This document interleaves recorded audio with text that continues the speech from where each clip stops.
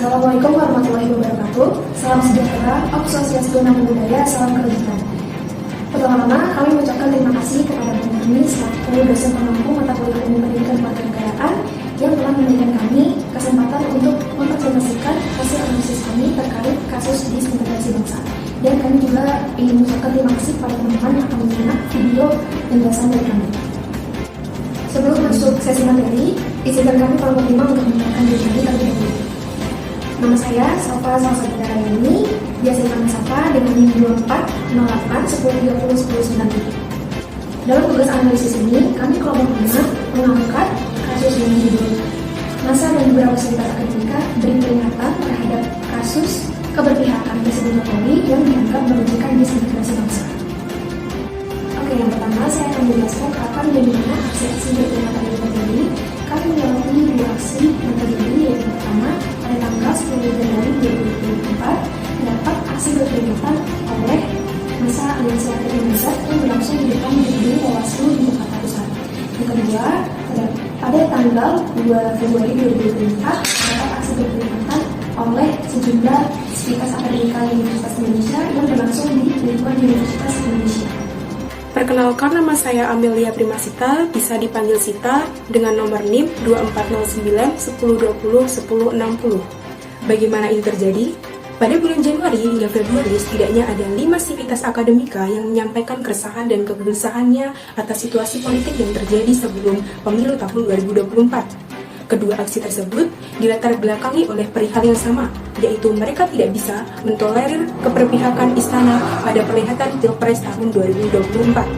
Peristiwa antara aksi berperingatan oleh massa dan tindakan keberpihakan Presiden Jokowi atas pencalonan anaknya Gibran Rakabuming Raka menjadi cawapres tentu saja dapat merugikan disintegrasi bangsa, terutama dalam bidang politik. Kenapa? Karena hal ini menyangkut hubungan antara Presiden Jokowi sebagai elit massa dan para sivitas akademika serta massa sebagai elit massa. Faktor penyebab disintegrasi. Yang pertama, adanya penyimpangan dan penyalahgunaan kekuasaan yang dilakukan oleh elit politik untuk kepentingan politik praktis. Para sivitas akademika menyebutkan bahwa Presiden Jokowi telah keluar dari koridor demokrasi dan menyalahgunakan kekuasaannya demi kepentingan politik praktis.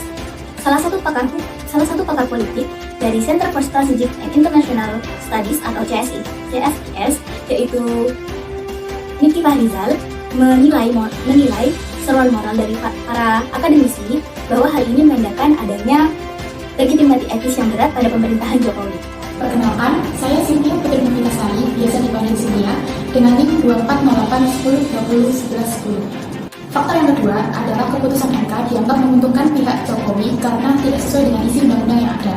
Dalam Undang-Undang Republik Indonesia, Pasal 169 huruf Q nomor 7 tahun 2017 berbunyi, persyaratan batas usia calon presiden dan calon wakil presiden adalah berusia paling rendah 40 tahun. Melalui perkara nomor 90 PUU 21 tahun 2023, mahasiswa Universitas Surakarta yaitu Almas Sakib Biru meminta MK menguji pasal tersebut agar menjadi berusia paling rendah 40 tahun atau berpengalaman sebagai kepala daerah baik di tingkat provinsi ataupun kabupaten atau kota. Faktor ketiga yaitu anggapan masyarakat kepada Jokowi yang takut tidak mampu mempertahankan atau memperluas kekuasaan politiknya.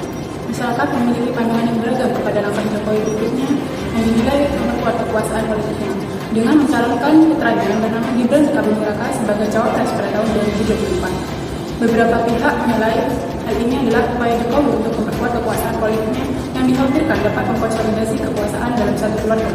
Beberapa pihak juga menilai hal ini adalah wajar karena pemimpin dipilih melalui proses demokrasi yang sah. Jokowi juga menyerahkan penilaian ini kepada masyarakat dengan menegaskan bahwa keputusan ada di tangan rakyat karena proses ini dipilih melalui pemilu. Alternatif penyelesaian dan pencegahan secara umum. 1. Setiap struktur kepemimpinan negara perlu menggunakan hati untuk tidak mengedepankan nafsu kekuasaan. Yang kedua, mencoba untuk mengimplementasikan undang-undang yang membatasi jumlah anggota keluarga yang bertugas dalam jabatan politik yang sama atau berturut-turut. Yang ketiga, melakukan gugatan hukum jika diperlukan atau jika ada indikasi penyalahgunaan kekuasaan atau pelanggaran hukum. Masyarakat dapat bekerja sama dengan LSM atau kelompok advokasi hukum untuk mengajukan gugatan atau proses hukum. Masyarakat memiliki hak untuk menuntut transparansi dan keadilan melalui jalur hukum.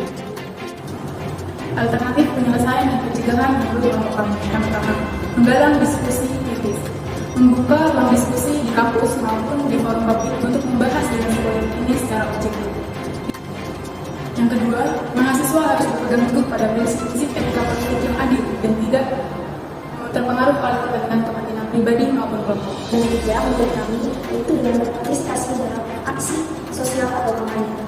Alternatif penyelesaian ini dapat dilakukan dengan bergabung atau mendirikan kelompok advokasi mahasiswa yang fokus pada diskusi politik tertentu.